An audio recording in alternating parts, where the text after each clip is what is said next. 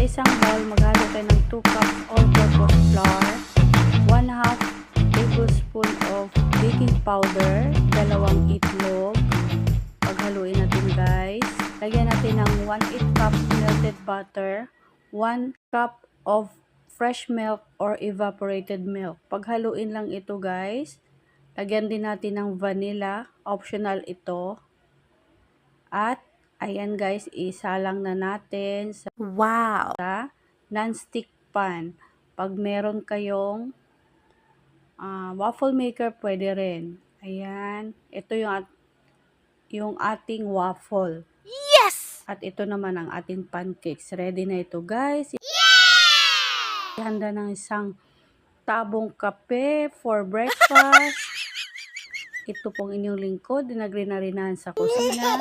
Thank you for watching. See you in my next video. God bless. Bye. Bye-bye.